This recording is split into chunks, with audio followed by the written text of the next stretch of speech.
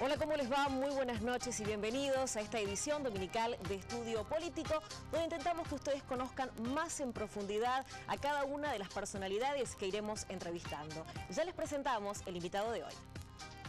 Francisco de Narváez nació en Bogotá, Colombia, el 22 de septiembre de 1953, hijo de Doris Steuer y Juan Salvador de Narváez Vargas, un colombiano dedicado al negocio del café, quien falleció el 5 de marzo de 1985. Cursó la escuela primaria en el Colegio Cardenal Newman. A los 13 años se fue a estudiar al extranjero en el St. Andrews College, pero terminó el secundario en el Instituto Superior Juan XXIII de Argentina. Se casó con María Sara Fechino, con quien tuvo 3 hijos, Paco, Martín y Jazmín. Años más tarde se casaría con Agustina Ailión, con quien tuvo 3 hijos más, Milena, Juan y Antonio. En las elecciones legislativas de 2005 salió electo diputado nacional por la provincia de Buenos Aires por el Partido Justicialista. En 2007 fue candidato a gobernador de la provincia de Buenos Aires por el partido Unión Pro. En 2011 realizó una alianza con la Unión Cívica Radical y se presentó como candidato a gobernador de la provincia de Buenos Aires, obteniendo el 16,12% de los votos. En 2013 renovó su banca y actualmente es diputado nacional por la provincia de Buenos Aires. Francisco de Narváez usa redes sociales, Facebook, Twitter y YouTube. Y así le damos la bienvenida a Francisco de Narváez. ¿Cómo le va? Buenas noches y muchas gracias por estar hoy aquí en Canal 10. Gracias por invitarme. Buenas noches, María. Al contrario. Bueno, cuando repasa esta vida que usted ha tenido, sobre todo sus comienzos, una vida empresarial, una familia seguramente, acomodada, se pregunta cómo llegó hasta acá, en qué momento fue esa decisión de encarar esta vida política. Sí, me estaba mirando la edad de cuando estaban pasando las placas, las edades de mis hijos. Yo tengo las 2 franjas. Paco tiene 38 y Antonio 5. Así que tengo las Hay una brecha. Después viene Martín, que tiene 36, Jazmín, que tiene 33, y Milena 10, y Juan acaba de cumplir 8, y Antonio 5. Y tengo 6 nietos, y ahora llega Charito en marzo, más grandes que mis hijos. Y cuando los veo jugar, es muy gracioso ver jugar a mi hijo mayor con su hijo, que es mayor que su hermano, que es mi hijo. Y en el mismo partido de lo que pueden estar jugando, cómo es el vínculo entre el papá y su hijo y los 2 hermanos que tienen las mismas edades. Yo estaba pensando en toda la presentación y comenzaron por mis padres. ¿Cómo llegué acá? La verdad que hemos tenido suerte como familia. Mi familia fue una familia de migrantes, como tantas otras, que llegó a la Argentina en el año 40, 39, y prosperó, y prosperamos. Como muchas otras familias que encontraron trabajo, que encontraron un camino, y siempre tuvimos una familia de emprendedores, ¿no? Siento que llevo la sangre de emprender, me gusta emprender, me gusta tomar desafíos. Y es verdad, cuando yo llegué ya al mundo éramos una familia acomodada. Ya vengo de una historia donde a mí nunca me faltó nada, de verdad. Pero en casa tenías que terminar el plato de sopa, no podías dejar nada en el plato y te servía un vaso de gaseosa y con eso estabas, porque mis abuelos maternos y mi mamá emigraron de la Europa de la guerra, de la Segunda Guerra, y ese gen del emigrante queda en las familias, claro, ¿no? Tiene que ver con la comida, tiene que ver con el temor de lo que tenías y de golpe te falta, porque eso fue la consecuencia de haber tenido que emigrar. Y ahí nació un enorme compromiso de mi familia para con la Argentina.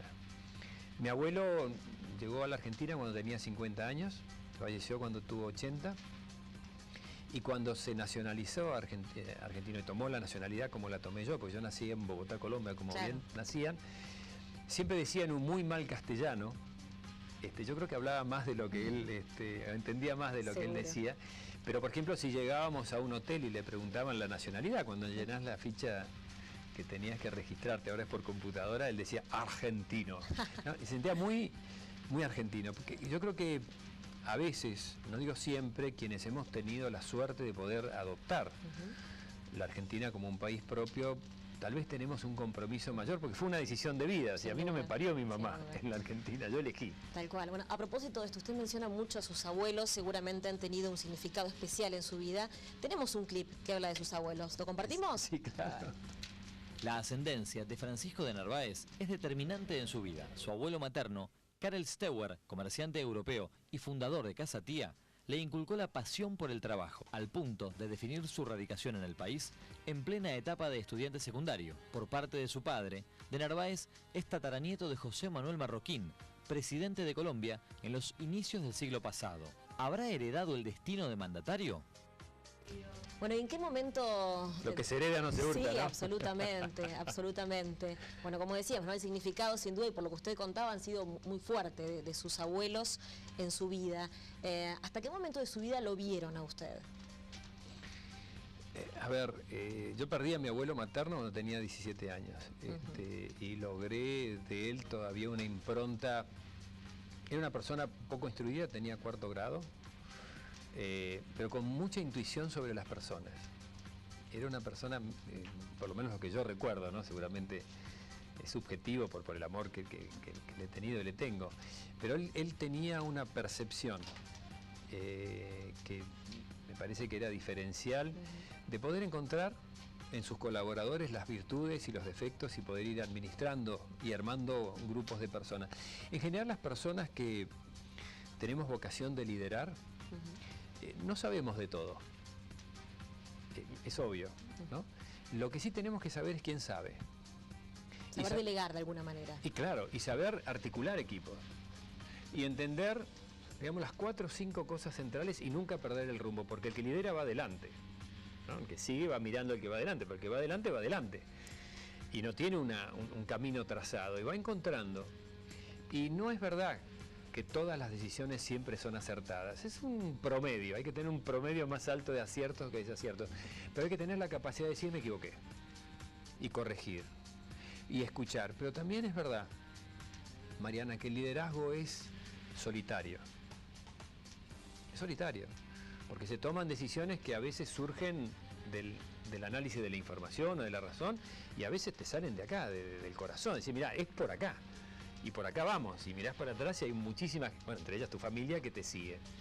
A mí me pasó cuando decidí en el 2001 incorporarme a la política. Yo venía del mundo empresario, se veía en la Argentina, para quienes vivimos esa época, que íbamos mal y que íbamos a una crisis.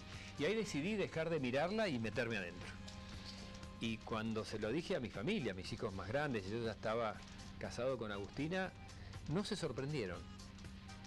Y es una decisión egoísta, porque cuando uno decide meterse en la vida pública, no es un lecho de rosas. Pero trae a toda la familia con uno, Sin ¿no? duda. Porque... Sí, para la opinión pública, por un lado, puede ser, bueno, es un empresario, seguramente no se mete en política porque no necesitará dinero, pero por otro lado también, ¿hasta dónde llega esa vocación política, no? Mariana, yo creo, ¿no?, que aquellos que tenemos la posibilidad de elegir, como la he tenido yo desde chiquito, tenemos mucha más responsabilidad que aquellos que no puedan. Y entonces yo siento que en la Argentina tenemos una crisis de liderazgo. La gente mira a quienes conducen, y puede ser el deporte o la academia y mucho más la política, y dice, muchachos, paren la pelea, ¿por qué no nos resuelven los problemas nuestros? Y entonces si uno toma la vocación de hacerlo, no por necesidad, sino por vocación, saber que tiene un límite, en ese límite hacer y poner todo, y podemos elegir hacerlo, lo haces con un desprendimiento absoluto. Yo amo lo que hago. Yo sé que puedo hacer en lo público una diferencia. Lleva tiempo aprenderlo. La política en el mundo es compleja, desde que el hombre es hombre, lo vamos a descubrir acá. También siento que lo que viene tiene que ser distinto. O sea, si seguimos haciendo las mismas cosas, vamos a obtener los mismos resultados. Y yo creo que la Argentina puede estar mucho mejor, y vamos a estar mucho mejor, en la medida que si usted y yo no pensamos lo mismo, no somos enemigos. Sin duda. Nos podemos sentar a tomar un vaso de agua y hablar. Y yo entender un poco más qué piensa usted y usted entender un poco más qué pienso yo. Tal vez de ahí salgan mejores conclusiones. En un momento dijo que uno se equivoca inexorablemente muchas veces en la vida. ¿Usted siente que tuvo algún tipo de equivocación? Sobre todo cuando tuvo la credibilidad de los argentinos en sus manos. Cuando la gente depositó en usted un voto de confianza, nada menos que ante Néstor Kirchner, ¿verdad? ¿Qué pasó después? ¿Cuánto tiempo de programa tenemos? Porque si voy a hablar de mis errores no podemos pasar la noche. Empecemos por este. No, me equivoqué, me la creí. Haberle ganado a Néstor Kirchner casi inesperadamente me llegó muy rápido. Y no estaba preparado. Y me confundí y pensé que, bueno, que el oficialismo ante esa situación que había definido la gente, no era yo, bueno, iba a conceder una cantidad de espacios para poder dialogar, y yo también comencé a entender que ya estaba, que ya no había mucho más que definir y que éramos el próximo gobierno. Bueno, no fue así y defraudé. Y fue un momento que no me di cuenta en ese momento, habrá sido en el 2010 y demás, y yo lo sentía, ¿sabes dónde lo sentía? En la mirada de la gente. Yo creo que poder mirar a alguien, a las personas, habla mucho más que las palabras, ¿no? Y la gente me miraba después de la elección con mucha ilusión. Y después me miraban con mucha desilusión. Y gente muy cercana. Tal vez no me lo decían, pero te das cuenta, ¿no? Por ahí esto lo heredé de mi abuelo, de que tenías el feeling. Y me costó mucho decir, bueno, ¿y esto cómo es? ¿Y yo ahora qué hago? Y estoy acá. ¿Qué fue lo que le pasó? ¿No le gustaba la función legislativa? Porque también lo acusaba mucho que no iba, que no se presentaba, que no iba al Congreso, sus ausencias y demás. A ver, yo soy un hombre de acción. Me gusta que las cosas sucedan. Y he cumplido con mi rol como legislador. Somos el espacio que ha presentado una enorme cantidad de proyectos, esencialmente en el tema de la seguridad, que es el principal problema que tenemos. Pero si a mí me dan a elegir nuevamente, a mí me gusta hacer, me gusta conducir equipos, me gusta ver resultados. El debate legislativo es un debate más complejo y hay muchas veces los argumentos en la vida son por sí o por no y son muy concretos. Entonces, en esta oportunidad que nuevamente me presento para gobernar la provincia de Buenos Aires, siento que es la oportunidad que estoy buscando hace mucho tiempo de poder gobernar la provincia bien, sin dar explicaciones, obteniendo resultados, conduciendo equipos, transformando, desafiando, en muchos casos agarrando el toro por las astas y decir, bueno, vamos, ¿no? Vamos por la educación, vamos por una educación. Miren, hay un gran debate en el tema de la educación, desde mi punto de vista. Salarial.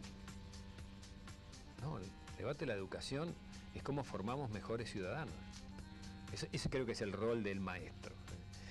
Por supuesto, algunos tendrán más aptitudes para la geografía o la historia y otros para las matemáticas, pero al final del día, un padre manda a su hijo a una escuela para formar un ciudadano que entienda valores, principios, respeto, la autoridad. No hay que tenerle miedo a la palabra autoridad. El orden es algo que nos hace falta mucho. Entonces yo creo que la educación pública en la Argentina hoy, y en la provincia de Buenos Aires más, es pública, es gratuita, pero dejó de ser de calidad. Es un gran desafío para planteárselo a los docentes, para planteárselo a los padres, para planteárselo a la sociedad. Es decir, ¿estamos educando bien a nuestros pibes de la provincia? Yo creo que todavía no. Vamos a seguir enseguida con estos temas de gestión y cómo usted la provincia, la gestión de Scioli y demás, pero le propongo algo acerca de la mirada de los demás respecto de un candidato, en este caso, usted, Francisco de Narváez, y algunas rarezas que hemos visto. ¿Cómo lo ve a Francisco de Narváez? Se los presentamos de esta manera. A ver. Nació en Colombia, ingresó a la política a partir de la crisis de 2001 y desde entonces ocupa cargos legislativos y se postula para ser gobernador de la provincia de Buenos Aires. Pero la gente habla de su tatuaje, de la herencia de casa tía y hasta de su imitador. ¿Estas curiosidades facilitan o dificultan la posibilidad de transmitir propuestas? ¿Cómo lo ve usted? Está muy bueno el resumen. ¿O dificulta?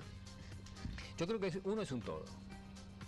Sí, y yo creo que lo que nunca debemos perder como personas y además adoptando una posición pública es tratar de aparentar algo que uno no es. Este tatuaje me lo hice en el 2001 y es el símbolo de la serpiente. Yo nací en el año 53 y soy serpiente en el horóscopo chino. La anécdota es un poco larga. Yo le tenía, me encantan todos los bichos, pero tenía pavor. Pero pavor. Vos me decías, allá atrás hay...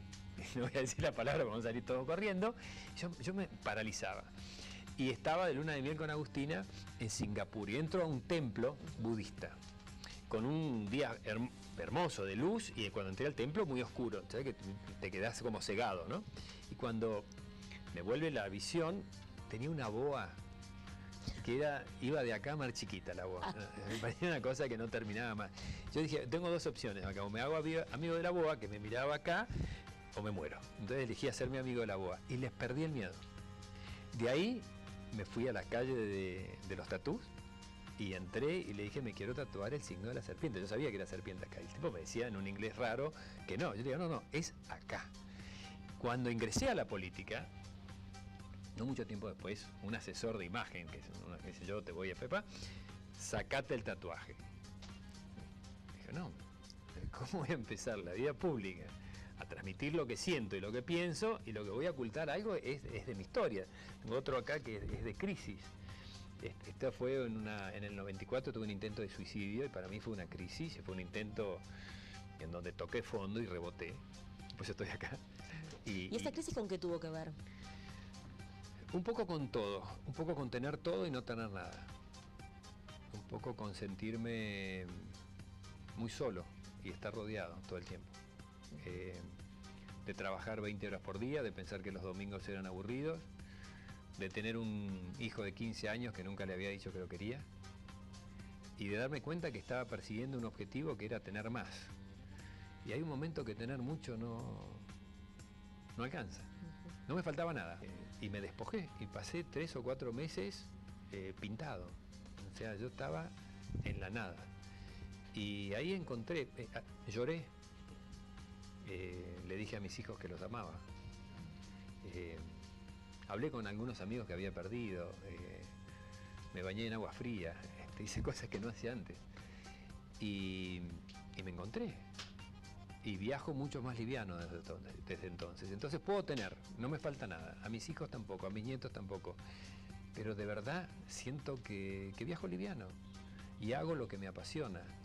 Y esos golpes de la vida, para quienes los hemos pasado, te marcan. Sin duda, sin duda. Francisco, lo invito a que se quede. Vamos a seguir dialogando en instantes con Francisco de Narváez. Seguramente tiene mucho más para contarnos. Será después de la pausa. Ya venimos.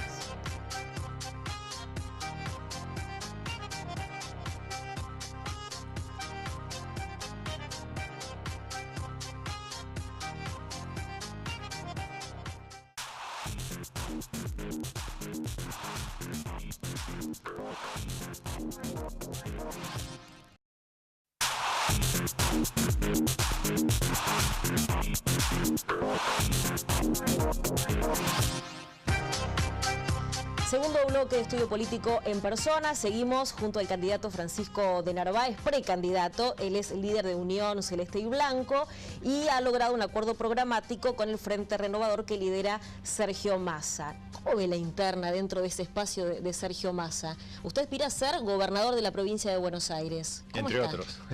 Por eso la veo muy bien. La veo muy bien porque creo que en la medida que haya un debate, como va a haber, y una franca proposición con un eje directriz que lo marca el Frente Renovador, es enriquecedora. Hay 3 intendentes, un exgobernador, una militante como Mónica López, yo me incorporo, en fin, me parece que de eso va a surgir una candidatura que la gente va a ordenar, me parece fantástico. Y esto me enriquece, se le va a dar al bonaerense, a los 11 millones de bonaerenses que eligen, la posibilidad de elegir y verlo mejor. Creo que fortalece y estoy contento de que sea así. En la primera edición de Estudio Político estuvo Darío Justosi y dijo que usted no tiene experiencia de gestión. ¿Cómo responde esto? No, yo creo que es una sumatoria de cosas. Tengo un enorme respeto por Darío, ha gobernado como intendente de los municipios de Almirante Brown, de los más complejos del conurbano, realmente complejísimo, lo mismo que Jesús Cariglino, lo mismo que Gustavo Pose, ni hablar de Felipe Solá, que ha sido gobernador de la provincia de Buenos Aires durante 6 años. De todos ellos debemos sacar una síntesis y una complementación. Yo, de todas maneras, creo que la gestión es gestión, hay gestión pública y gestión privada, de la combinación de ambas debe salir un mejor resultado. Vamos a hablar un poco de Scioli, ¿le parece? Tenemos para esto una foto, que es la foto que habla, la vamos a mostrar ahora para que ustedes la vean en sus casas, y aquí Francisco de Narváez le analice de alguna manera. Lo vemos allí, al gobernador de la provincia de Buenos Aires, Daniel Scioli, junto a Ricardo Casal, y la seguridad en la provincia. ¿Qué le sugiere esta foto? ¿Cómo ve el plan de seguridad implementado por Scioli? Bueno, primero el plan que surge a raíz de la emergencia de seguridad decretado el año pasado, en abril del año pasado, es una decisión correcta. Un componente de ese plan es tener mucha más presencia policial en la calle, y ahí está habiendo una cantidad de cadetes seguramente en el momento de su juramento, y esto es un camino adecuado. No hay duda que uno de los elementos toda una cadena de decisiones que tienen que ver con recuperar la seguridad es tener más policía, más presencia policial en la calle, que ese es un elemento correcto. Yo creo que el grave problema de inseguridad que tenemos en Argentina, que en Mar del Plata desgraciadamente es la ciudad más peligrosa de la provincia de Buenos Aires y después de Rosario la más peligrosa del país, ha sido la falta de decisión de la Presidenta de la Nación de decir, señores, esto no es una sensación, es una realidad. Cuando uno ve un país que sale de las situaciones de inseguridad y recupera la seguridad, es una decisión presidencial. ¿Y cómo se hace? Se sientan en la mesa los gobernadores, los jueces, los legisladores, los fiscales, el sistema carcelario, los jefes de policía, y señores, a partir de ahora la prioridad de mi gobierno es devolverle la seguridad al ciudadano. Entonces se articulan políticas, unos cuidan las fronteras, otros atienden personas que tienen condición de adicción y son enfermos y hay que reinsertarlos a la sociedad, no solamente sanándoles la adicción, que siempre lo serán, pero consiguiéndoles un trabajo, teniendo más patrulleros, más policías, poniendo cámaras de seguridad, pero toda una articulación de políticas. Cuando uno hace la lista de todas las cosas que no se deben hacer para perder la seguridad, o al revés, se deben hacer para estar inseguros, hicimos todo, pusimos un tilde en todas. Hasta el blanqueo de capitales. Mariana, hay muy pocos países que le dicen al dinero, probablemente mal habido, puede ser por crimen, por narcotráfico, vengan muchachos a la Argentina que estamos felices de que vengan. No es así. Una forma de combatir el delito organizado, que al final del día en el narcotráfico es un gran negocio, es tomar la ruta del dinero. Ahora, si nosotros decimos, muchachos, no le preguntamos dónde vengan, de dónde vienen, vengan a la Argentina e inviertan. No solamente vino el dinero de ellos, sino que también vinieron ellos con el dinero. Bueno, estas son decisiones desde mi punto de vista incomprensibles. Que es una decisión netamente política de afrontar el tema de la inseguridad en la Argentina, y con esto de sentar a los actores sociales a la mesa se soluciona. ¿Hace falta modificar las leyes? ¿Cómo lo ve a esto? Sin decisión política no se puede hacer. Y yo diría que en concepto de lo que hay que hacer, a mí me parece que falta discutir lo que se discute en todo el mundo. Yo estoy a favor de bajar la edad de imputabilidad, por ejemplo, de los menores de 16 a 14. Hay personas que opinan que no, es absolutamente responsable. Pero ningún país del mundo serio permite que en un presidio como Batán haya un señor tomando mate con 7 celulares, conduciendo una bandita de delincuentes afuera. ¿Sabe cómo se hace? Se ponen inhibidores, se bloquea la señal de celulares y se ponen teléfonos que cuando son usados se graban las conversaciones. Es tan difícil. Entonces digo, no es que no se sabe lo que se tiene que hacer. Lo que hay que hacer es tener la decisión de hacerlo. Son decisiones difíciles, involucra la vida de las personas, hay que darle respaldo político, indudablemente la justicia tiene que ser parte de esto. Pero de verdad hemos desarticulado todo lo que tiene que dar el Estado a nivel de un intendente, a nivel de un gobernador, de la presidencia de la nación, como para que el delincuente diga, muchachos, en la Argentina hay un parque de diversiones, vamos para allá.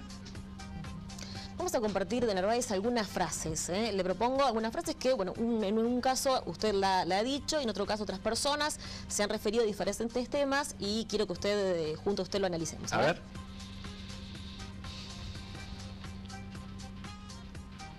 Esta es suya, Francisco de Narváez, y dice, ojalá Cristina vaya en la boleta porque pierde y se termina el kirchnerismo. A ver, ¿qué quise decir? Esto. Eso. A ver, no lo quiero personalizar en la señora presidenta, pero el kirchnerismo, el apellido Kirchner simboliza una forma de gobierno que trasciende en una forma de vida. Yo creo que hay más argentinos que pensamos que no es la correcta. Sin embargo, hay encuestadores que dicen que la presidenta tiene un piso del 30% y que lo más probable es que el kirchnerismo llegue indefectiblemente a una segunda vuelta. ¿Usted no cree en ese piso que tiene la presidenta? No, seguramente, ese voto pero cautivo? Entonces el 70% no, porque las encuestas, si tiene el 30 a favor es porque tiene el 70 en contra, o por lo menos más o menos en contra. Entonces lo que yo digo es, si el 70%, y permítame tener la subjetividad de este número, piensan que distinto al otro 30, con todo respeto a ese 30, lo que tenemos que hacer nosotros es representar mejor ese 70 y no dividir todo, porque si hay un 30 sólido y un 70 dividido en pedacitos de 10, gana el del 70, el del 30, perdón. Entonces yo creo, y eso es lo que quise manifestar, que la palabra Kirchner, el apellido Kirchner simboliza mucho más que un apellido. Lo digo con todo respeto, no me meto en cuestiones personales. Pero lo que dije es, si ella va a boleta, se va a polarizar la elección frente a quienes planteen una forma de gobierno que tenga que ver con reconocer los problemas y resolverlos. Y no atacar a quien piensa distinto, sino convocarlo y decir, bueno, a ver, explícame porque yo te voy a explicar por qué creo yo. Que es así, explícame vos por qué crees vos. Una forma de gobierno distinta que va a llevar a una forma de vida distinta. No sé si te lo comparte, Mariana, pero yo veo mucha confrontación. En las mismas familias se está pasando. Pero también le pasa a la gente que ve a la oposición y no la ve demasiado firme y ve que si se hace algún tipo de alianza, también eso genera desconfianza. Por la historia, lo que ha pasado en nuestro país, ¿no? Con alianzas y uniones y gente que a veces decís cómo se pueden juntar estos dos políticos cuyo origen ideológico es tan distinto.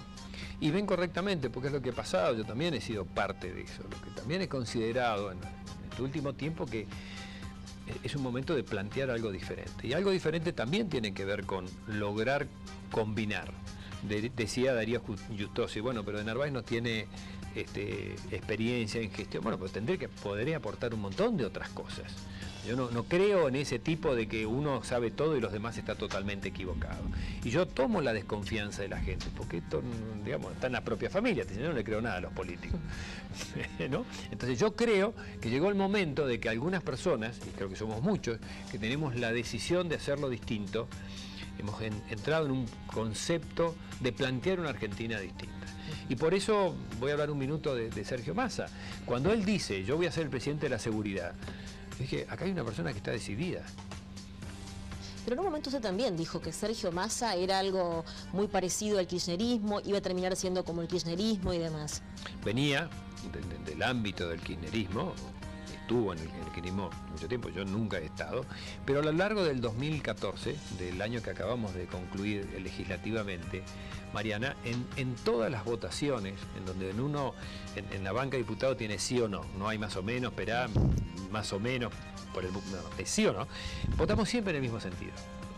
Entonces comenzamos a conversar con Sergio, teníamos de verdad una animosidad, ni él me miraba con buena cara, ni yo a él. Estas cosas pasan, ¿no? Y la verdad que un día nos sentamos a tomar un café, que muchas veces pasa también, que uno tiene una concepción de una persona que cuando te pones a hablar, y al final del día no es tan, puede ser que no. Y empezamos a plantear de lo que había que hacer y cómo había que hacerlo. Y finalmente, por ahí, por octubre, noviembre, me dijo, bueno, te invito a que te incorpores al Frente Renovador. Y yo lo medité y lo hablé y con personas que trabajan conmigo y dijimos, bueno, es el camino. Definitivamente, una, por el tema de la seguridad, y dos, porque Sergio concibe a la provincia de Buenos Aires como el motor de la Argentina y no como una provincia que tiene que ser, la palabra es un poco fuerte, pero usada. Bien. Vamos con otra de las frases, a ver, para analizarla junto a Francisco de Narváez. De 2009 a hoy ya estuvo con un montón de gente. Llamalo a Alfonsín y preguntale a él si se panquequeó. Frase de Mauricio Macri. ¿Cómo está con Mauricio Macri? Estoy bien. Sí, yo creo que Mauricio tenía mucha expectativa de que yo me sumara al PRO en esta elección, pero lo conversamos y no lo hice por una decisión política. Yo creo que el PRO tiene un enorme arraigo en la ciudad de Buenos Aires, es muy probable que continúe en el gobierno porque han hecho las cosas muy bien. Hay muchas cosas para aprender de lo que hizo el PRO en la ciudad de Buenos Aires, pero la provincia de Buenos Aires no es la ciudad de Buenos Aires. Todos de alguna forma tenemos la expectativa de que el Metrobús pase por la puerta de nuestra casa. Bueno, el Metrobús se pudo hacer y está muy bien, pero en Virrey del Pino es como complicado hacer el Metrobús. Entonces, no llegamos a un entendimiento de qué debería ser, cuál es el rol de la provincia de Buenos Aires. Yo tengo una visión muy presidencialista, yo no. Yo tengo una visión en donde las provincias deben ser el gran sostén del gobierno que viene y los gobernadores tienen que tener peso per se y no estar dominados por un gobierno nacional que va para un lado o va para el otro. Y son diferencias que tienen que ver excluyentemente con la política, no tiene que ver con lo personal. Y de Ni tampoco con lo ideológico. Mauricio es mucho más liberal que yo. Él cree que el mercado resuelve los problemas. Lo quiero poner en un extremo. Yo creo que no, yo creo que el Estado tiene que garantizar. Yo creo un Estado que garantiza educación, que garantiza salud. Cuando digo que garantice, no le puede garantizar a una persona que va a estar sana, lo que le puede garantizar es que se va a un hospital y lo van a atender gratuitamente, de calidad, y la salud tiene que estar siempre cerca, tiene que ser gratuita, tiene que ser de calidad, como elementos de garantía. Tiene que haber una garantía al trabajo, una garantía a la vivienda, una garantía a la seguridad. Entonces no creo en un país en donde todo está basado en las oportunidades de las personas, porque si una persona no tiene trabajo, vive en una vivienda precaria, tiene miedo que lo roben o que lo asalten, no le alcanza la plata porque hay inflación, está en tremenda desventaja frente a otro que tal vez tiene una consideración menor. Entonces yo creo que el Estado nos tiene que poner a todos en un nivel parejo, y a partir de ahí, claro que surgen las aptitudes de las personas. Pero además me gustan mucho los panqueques. Y a Mauricio también, porque muchas veces salimos a comer, pide panqueque de manzana con helado de vainilla y entramos a los cucharazos. Bueno, eso denota que hay una buena relación. Entonces. Sí, claro que sí. Bueno, a ver, hay otra Nunca frase. pude comer un panqueque de manzana con helado solo. Creo que siempre hay alguno en la mesa que dice, a ver, un tenedorcito, una cucharita por ahí. A veces los trae el mozo. Es muy tentador, sin duda. Es demasiado tentador. Bueno, vamos a ver otra frase entonces para compartir con Francisco de Narváez. En este caso es del ministro de Economía, Axel Kicillof, dice: los mismos que nos dijeron durante 10 años que un dólar valía un peso son los que hoy nos quieren convencer que sale 13. Así que saquen sus propias conclusiones. Háblenos de la frase y háblenos también de la economía aplicada por Axel Kicillof. Bueno, yo tengo una enorme diferencia con el ministro de Economía. Él tiene un concepto que el Estado tiene que dominar todo. Es decir, que está en un extremo, no está en el centro, totalmente en un extremo. Y la verdad que le está saliendo bastante mal, porque la inflación no es del 20, como dice el gobierno. Habían pronosticado el 9, salió el 20, es del 40, ¿no? Porque no hay la inversión que ellos dicen que hay, y porque el dólar es verdad que vale 13, porque tienen el libre comercio de los dólares totalmente controlado, con la gendarmería, con policías con perros, así no funciona. Entonces yo tengo una opinión bien distinta de cómo se debería conducir la economía del país de la que tiene el señor ministro. Pero además, más allá de lo que piense yo, los resultados no están como deberían estar. Y entonces creo que él está queriendo aplicar en un país como la Argentina, con todas las posibilidades, una receta que tiene que ver con el marxismo, aburrido de explicar, de hace 70 años, en donde decía Marx que el Estado debería controlar todo. Dónde usted trabaja, cuánto gana, qué productos consume, cuánto valen esos productos, el que los produce, cuántos tiene que producir, de qué tamaño. Entonces él dice, Marx no tenía los sistemas de información que yo tengo. Entonces yo voy a probar que la teoría marxista va a funcionar. Tenemos un problema. La tiene convencida la presidenta. Pero hay 40 millones de argentinos que le dicen toda la mañana, vengan acá y vean cómo es esto. Salario no alcanza, la inflación es de 40, tenemos desempleo, la inversión no llega, del mundo nos miran con cara rara, dicen, muchachos, porque del mundo digo de Uruguay o de Paraguay, no estoy hablando de Suecia. Entonces creo que el ministro debería darse un baño de humildad, preguntarle a otros colegas cómo se pueden mejorar las cosas. Un solo ejemplo, miren. Sí, ya tenemos que ir cerrando. Sí, perdón. Este gobierno tiene un concepto totalmente equivocado. El que gasta no puede ser el que imprime billetes. Es tan simple como eso. Pero si el que gasta es el que imprime, gasta sin control. Y eso es producto también de la inflación que tenemos. Entonces no quiero ponerme muy técnico, desisto, no comparto para nada. Y a veces el ministro tiene también algunos dichos que me parece que están fuera de contexto del rango que un ministro de Economía tiene que tener. Bien. Gracias, Francisco de Narváez, por estos conceptos y por haber estado hoy aquí en Canal 10 en Estudio Político. Bueno, muchísimas gracias por haberme invitado, Mariana, muy amable. Nos vamos a ver seguramente pronto. ¿Cómo no? Gracias. Bueno, y ustedes los despedimos, les agradecemos por haber estado una vez más mirándonos desde sus casas. Les recordamos que el miércoles sigue otra edición de Estudio Político junto a Germán Lagrasta. Gracias, hasta la semana que viene.